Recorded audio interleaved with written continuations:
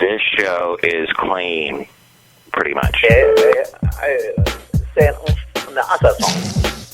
Mike's Daily Podcast. Episode 789. Hello, it's Mike Matthews, broadcasting from the last place on Earth, located somewhere in Podcastro Valley, California. Today, I have the return of the much-loved feature and book, The MIKELOPEDIA INSANICA, where we explore some interesting, insane facts. Plus, we hear from Benita, the Disgruntled Fiddle Player, the Brewmaster, and Richard III. Is that really his carcass? Mike's Daily Podcast. And I don't know if you ever went to this show that traveled town to town called Circus Vargas. Mike's Daily Podcast. It was a show with circus folk, and they can be kind of scary. There was sometimes a visit from Curly, Moe, and Larry, and there would be a bunch of popcorn thrown all over the floor. Then they'd pull up stakes and move the tent and go to some other place, and maybe they would encounter a horror story with clowns. Mike's Daily Podcast. And on the last show, Floyd the Floorman got type 20 diabetes by eating coconut sugar. Mike's that finally Daily went away. That podcast coconut sugar allergic reaction I was having, where it got like on the back of my throat and would not go away. It took like 2 days. It was weird. I don't get the big deal about coconut sugar, coconut oil. Oh, look, it just walked in. Hi, Mike. It's Benita, the Broil Queen. How y'all doing? And it's a disgruntled fiddle player. Tell you what. What the heck a ding dang are you talking about? Coconut sugar, coconut what? That people are into all this coconut stuff lately. And coconut oil apparently is not that good for you because it's full of saturated fat, and you need to get away from saturated fat. However, my roommate gave me some book that some like fitness guru guy wrote, and he's like saying that coconut oil and saturated fats are good for you. So I don't know. I doubt that. I'm going to go with the theory that, look who else just walked in. Hello there, Mike. I make the root beer. I'm the Brewmaster. Oh, boy. Brewmaster, did you make a saturated fat root beer? Yeah, no, I don't make the root beer anymore. So then what you just said was a lie. Yeah, probably. What's cooking in your root beer vat then? I have unsaturated fat root beer maker into that stuff now. First we start with the oats, and then we boil them down. We throw in some cabbage, and then we get a roux. It sounds like you're making like some kind of a stew, like some kind of New Orleans thing. Like a crawdad fish boil thing, like we had with Clem. Yeah, no, it's something even better. You're going to love it. The root beer vat just exploded. You had too many things in it. Oh, boy. Mark, is Floyd doing better than do you still have the type 20 diabetes? No, actually, a good thing happened. He was chased by Basil the Boxer all around the last place on Earth, and he burned off enough calories and sugar in his system to be back to normal. That's great. That's like some kind of a fitness plan to be chased by Basil the Boxer. Mark, I like Basil. He's really cool. He's got floppy ears and gels. Yeah, he does. And what? Oh, yeah. So that was something else that happened. I discovered on Thanksgiving a television show that Mo Rocca does. Mo Rocca used to be on The Daily Show, and he kind of sounds like me, slightly, only has a little bit more of a lisp. And he's way more intelligent than I am, but he's got this great show called My Grandmother's Ravioli, which can be seen on the Cooking Channel and cookingchanneltv.com. And in one of the episodes, he's talking to this old Italian man. I think he's in his 90s. And what he does is he visits these grandpas and grandmas, and they give him these cool old recipes that they have. Let's hear it for cool recipes and talking with a lisp. Anyway, Mo Rocca is talking to this one guy, and listen to what the old guy says. Share his secret to a long, happy marriage. And we were married for 65 years. Why? I was the boss. Right. Mm-hmm. Okay. I wore the pants. I made the money. When there's two bosses, you get a divorce. Okay. Right.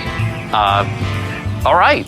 Well, yeah. I mean, yeah, that's right. Okay. She can have anything she wanted, but I had to handle the money. If I gave it to a woman, she might go to the place to have exercises and pay $100 a day. And why don't you get a tub, put some clothes in there, and wash them? You get all the exercise you want. It's good for your It don't cost you nothing. So, yeah, okay. I guess in his world, there's no such thing as equality, and you don't have two people compromising in a relationship where both people contribute. Because if one person is a boss, then the other person has to be subservient, right? And has to do everything that other person says. That doesn't work either. Because then it's not a democracy, it's a tyranny. And it's fascism in a marriage. However, I will say, I did experience with my ex-wife a situation where she did get into one of these gym commitments, and she did have to pay like $100 a day, and she never went. And we were paying all this money, and we had to move out of Alabama. When we moved to California, that's when we finally were able to get out of that plan. It was a horrible time. I can't believe they do this with gyms. Gyms, it's a sham. Has this happened to you? Email me, MIKES-DAILY-PODCAST-789-News. We read your comments on the section emails from email. But I think that you have to have a little more equality in a marriage. Both people need to contribute. And because if you run into a situation, like if the man is subservient to the woman, what ends up happening is the woman resents the man for being that way. And that can happen, of course, the opposite genders, or with same-sex genders, or whatever gender. It just, you need, I know there's a little bit of a Dr. Phil in me struggling to get out, so I'll just shut up. What do you guys think, Benita? The Disgruntled Fiddle Player? Well, Mark, I'll wear the pants. No, Mark, I wear the pants. Well, it's true. She does wear the pants, and they look really hot on her. I love you. You two go get a room. Okay, bye, we're getting a room. Mike, why do they need a room? Do they not have a place to live? No, they do. They live in that trailer right out in the back. Oh! That blew up too, along with the root beer vat. Well, then they're going to have to look a little harder for a room. Or look a little harder for this. King Richard III's bones. What? A 500-year-old missing persons case has now been solved definitively. King Richard III, the controversial English monarch, described as having one shoulder higher than the other. Shakespeare play, of course, also about him.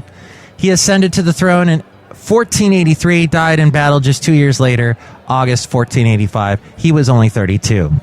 A sprawling research team of archaeologists, historians, engineers, scientists was fairly confident that the twisted skeleton discovered 2 years ago beneath a Leicester's parking lot where a friary once stood belonged to the king. But now they say they can prove it beyond a shadow of a doubt.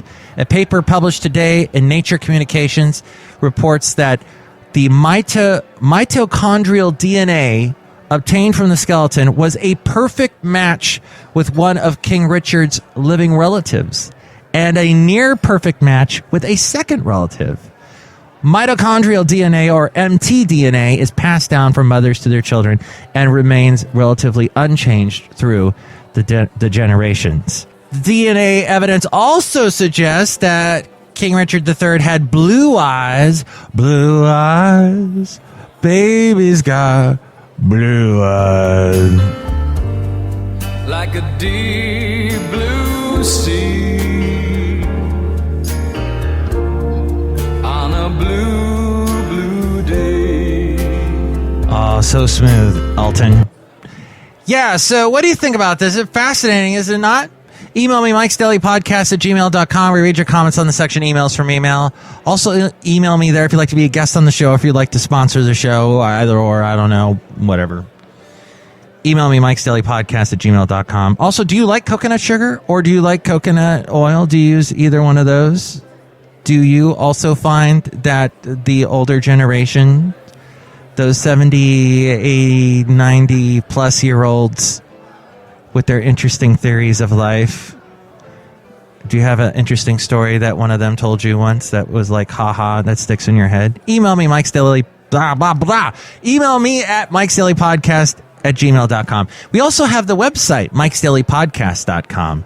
It's a wondrous place. It has links to where to find us on iTunes. Subscribe to the show in iTunes. You can also comment on the show and rate the show there. If you do that, it helps our ranking and more people find out about us. Also, like the Facebook page. When I post a new show, share it with your friends and more people find out about us that way. Another great way to support the show is through the Amazon link that you can find at Mike'sDailyPodcast.com. If you go to that link through Mike'sDailyPodcast.com and you buy something, we get a little bit of that. And it doesn't change the price of what you bought. Unfortunately, it doesn't make it cheaper. But it helps out the show, and you can feel good that you helped out Mike's Daily Podcast. Also at Mike'sDailyPodcast.com, links to where to find us on where we are at Instagram, YouTube, SoundCloud, Stitcher, Spreaker, Mixcloud, Podomatic, Yelp, Tumblr, and Twitter, as well as all my past interviews and the podcast pictures and the blog, all there at Mike'sDailyPodcast.com. And a big thank you to LATimes.com for that article about King Richard III. The MIKELOPEDIA INSANICA. The MIKELOPEDIA INSANICA is a fascinating book, a treasure trove of all kinds of interesting information and topics. This topic today, we look at society today, and we begin with a little bit of corruption.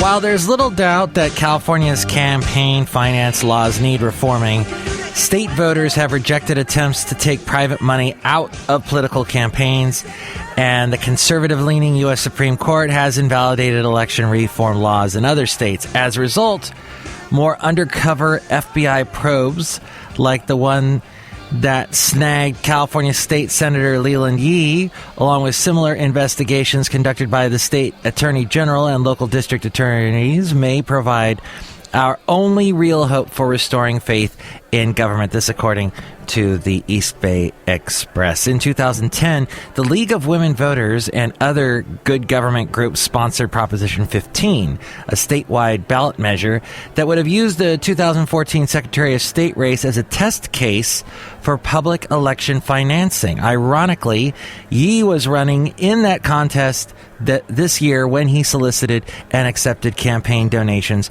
from undercover FBI agents in exchange for official favors. Had Proposition 15 passed, Yee might have felt much less pressure to pursue big campaign contributions. But state voters soundly rejected Proposition 15, 57% to 43%.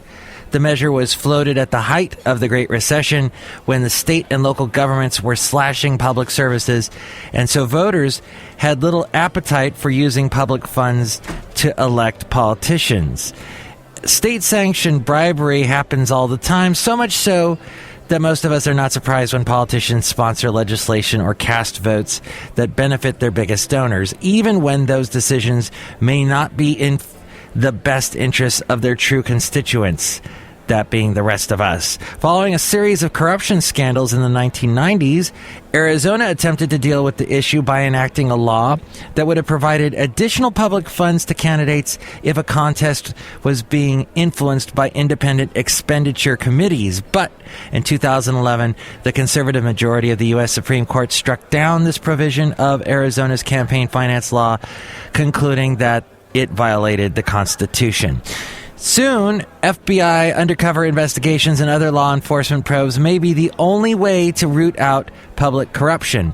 In the Yee case, FBI agents posed as a developer and medical marijuana magnate seeking favors from the senator in exchange for campaign funds. In the case of State Senator Ron Calderon of Southern California, who was indicted earlier this year, FBI agents posed as independent filmmakers who were seeking state tax credits in exchange for bribes. The probes worked, but they're also not perfect. In fact, they will likely only ensnare millionaire, desperate, and foolish candidates who are willing to take money from people they hardly know. Careful politicians, by contrast, will still be able to accept bribes from long-trusted donors without fear of